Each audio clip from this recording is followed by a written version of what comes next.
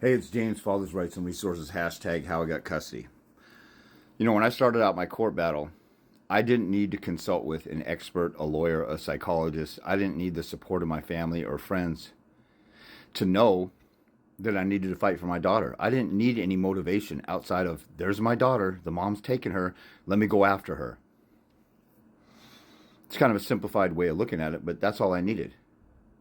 And then when I stumbled across the law or I went to a court of law and I saw people citing the law in paperwork, I would actually have the courage to get off my ass and actually type stuff on the internet or go down to the library and look for the laws or case law that the other side was talking about when the mother had an attorney or whatever. I didn't need to feel sweet and comfortable and confident in my heart that me going for full custody was a good thing. I didn't have to consult with this corrupt world. Everybody knows the world is corrupt and backwards. In America, we're dominated by feminism. We're dominated by, we had this big push only within the last few years about men playing girls' sports. Almost nobody agrees with that except for a tiny fraction of society. And some of them have taken over the media and politics and bought their way into having the biggest megaphone. But the average person says this is crazy because then it affects you and your kids and people coming into the bathroom. So once people are personally affected, then they could take a stand on stuff. Most people didn't care what the world says, what the media says, and they said that this is bullcrap. Why do you care what the world says about, oh, you can't ask for full custody? That asking for full custody, I don't want to take the child from the mother. You stupid, dumbass, numbnuts, mother effer. The mother is going for full custody and they're going to take the child from you. Why can't you take the child back? You say that she's a crazy, mentally ill child abuser who was suicidal, who got violent with you or slapped your kids around. Why would you not want to take the children from her? And you're so stupid, you don't realize she's asking for full custody and you're getting every other weekend or supervised visits. If you ask for the same thing, that's not taking the child away. That's placing the child with one parent. And you're such a stupid numbnuts, non-logical, non-deductive reasoning, no common sense having idiot. You don't realize if I have control of the kid and I want the mother to spend time with the kid, I can give her extra time. You're such a punk ass bitch pussy that you think if you go for custody, then the mother can never see the kids ever again. What you're really worried about, you're lying to yourself because that's a lie, because if you got control of the kids, you can let her have the kids. If the mother gets control, you're never seeing the kids above and beyond the parenting plan, right? So why wouldn't you want the peaceful parent in control? See, your guys' justification for not wanting to fight is utter bullcrap. When I just ask a couple questions, why would you do that? Why can't you just get custody and then give the kid to the mother as much as you want? Oh, I didn't think about that. Yeah, because you're not thinking worth shit. All you want to do is blow off anything that says put some effort into this. You are a coward when it comes to putting effort into this.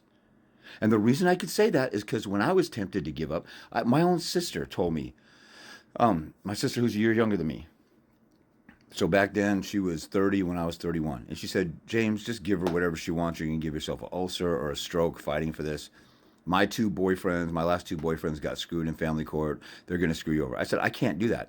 I didn't listen to my own family. I listened to my conscience. And most of you won't listen to and follow your conscience. A lot of people say, whoa, man, I wish you were around 5 years ago, 10 years ago, or 15 years ago. I was. Your bitch ass just didn't have the balls to get off your ass and actually look for me, because you could have found me. There's people, 15, 14, 18, 14, 16 years ago in Australia and Europe who found me. How come you couldn't? Because you were lazy. You thought, I'll just go through these attorneys. The attorney's doing something crazy, but I trust them. The attorney is showing actions of somebody who's not fighting for me, but I trust them. The attorney has screwed me over. Let me go get another attorney. Oh, they're doing the same thing. Let me go get another attorney. They're doing the same thing. Let me go get another attorney. You are too stupid to recognize this isn't working. Maybe I should look at something else. So let me show you what it's like when a man with balls or energy actually cares enough about their kid to actually do something. So here's something that I did, and every single one of you can do. If you haven't done this yet, and this is your first time watching one of my videos, then great, then go do this. If you've been watching me and you haven't done it, there's a lot of people who watch me, and I have links to the law in their state, and they haven't even looked at that. And we're talking about the law that governs your right to your kid. But again, my main point here is as soon as I got in my custody battle, I was going for 50-50. Then the mother started doing all this toxic, crazy stuff and saying, he can't have the kid. He only needs a kid a little bit. So then I went for full custody because the mother was living in her cult-like home, that this feminist cult home that says we don't need a man or the child doesn't need a father. So I realized what she was doing was abusive to my kid because I already had a bond with my kid from her first few days of life. And the mother was disrupting that. And that was evil. And because I wasn't a bitch-ass punk little sissy pussy, I had the balls to go in there and say, this is crazy, I'm going for full custody. And the court said no. And I still went for it because I could look at the law and follow the law and listen to the law. I don't need everybody else to make me feel good and in my sweet, tender little vaginal area that makes me need affirmation from anybody. I didn't have that feminine energy. Even though I was a beta male most of my life, I decided, look, she's stealing my kid from me. That's child abuse. Let me go rescue my kid from the child abuser. It was as simple as that. The fact that you guys need affirmation and need confidence and need 5 different lawyers and 5 different judges and 5 different father's rights advocates affirming you. And then after that, you're like, can I really do it? Can I really do it? Yeah, you can. And then you might try and launch out there. I have guys who say, I wish you could speak for me. Bitch, go say what I just said. Well, I can't speak while in court. Bitch, write it down and read it to the court. Now what's your excuse? You don't have one. You're just a coward and you don't want to try because you're a bitch at heart. Overcome the inner bitch and move forward and fight for your kid whether you feel like it or not. If your kid falls overboard in the shark-infested waters, you probably don't feel like jumping in the water because you're putting your life at risk, but your kid is more important than you at that moment in time, so the vast majority of people will jump in. Or there's a threat to your girlfriend or wife. You might be risking your life to defend them, but you jump in because that's just what we naturally do. How come you can't do that in court? How come you don't do stuff that you would normally do in real life? Somebody tries to steal your car, you're all over that. You'll chase that dude down, or they, break into your house. You're all over that. But a mother tries to steal your kid, and you're like, oh, please try and help me get access to my kid again. My baby's mom stole my kids, and I do. Do you do that when your car is stolen? No. Do you do that when your dog is stolen? No. There's a video that went viral of this guy. He looked like he was in his 60s, 65 or something, maybe even older. And his dog was taken underwater by an alligator. He was a baby alligator, but he grabbed the alligator and he's pulling at his jaw. And obviously the alligator's jaw is super strong. He's pulling at his jaw and the dog is yelping, arr, arr, and the dog's in the alligator's mouth. And he pulls and pulls and he gets it out and then he throws the alligator back in the water and the dog was free. He probably didn't feel like doing that. He probably thought that was dangerous. He was risking getting cut up or bitten or something crazier.